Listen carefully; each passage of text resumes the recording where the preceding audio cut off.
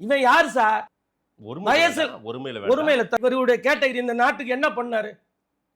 என்னமோ பேட்டியில சொல்றாரு, அம்பேத்கரை படிச்சு அப்படியே உணர்ந்தேன் அப்படின்னு. அம்பேத்கர் கல்ல லாத்தி செடி விற்க சொன்னாரா?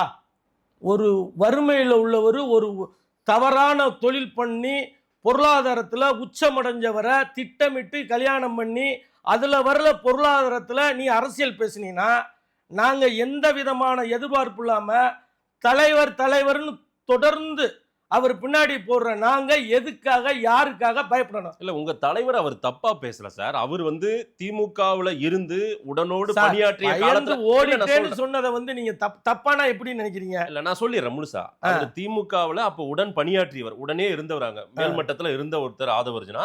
அங்க அவருக்கு தெரிஞ்சிருக்கலாம் ஒருவேளை திரு ரஜினிகாந்த் அவர்களுக்கு ஏதோ ஒரு பிரஷர் இருந்திருக்கு, அதை தான் அந்த வார்த்தையை போட்டு அவர் பேசுறாரோ அப்படின்ற ஒரு பார்வையையும் அவர் நாம் பார்க்க முடியும்ல. இப்ப யாரையோ அரசியல் பண்ணிட்டு ஆதவர்ஜுனை பேசுகிற அளவுக்கு அவர் இந்த சமுதாயத்துக்கு என்ன செஞ்சார் சார்? இப்போ நீங்கள் அவர் இவ்வளோ தூரம் சொல்றீங்கல்ல, இந்த சமுதாயத்துக்கு என்ன செஞ்சார்? இப்போ வில்லிவாக்கத்தில் அவர் நிற்க போகிறாரு. நின்றவுடனே சாமானிய மக்கள் போய் அவர்கிட்ட போய் நின்று பார்த்துருவாங்களா? அவர் எங்கே இருக்கார்? இவருக்கு இனிமே தேர்தல் ரீதியில் ஒரு பதிலடி கொடுக்கணும்.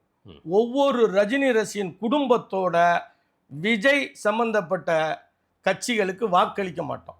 அந்தந்த டிஸ்ட்ரிக்டை பொறுத்த மட்டும் அவங்க முடிவு எடுத்துக்கிடுவாங்க. அதையெல்லாம் நம்ம பொதுப்படையாக சொல்கிற அளவுக்கு எனக்கு அதிகாரம் கிடையாது.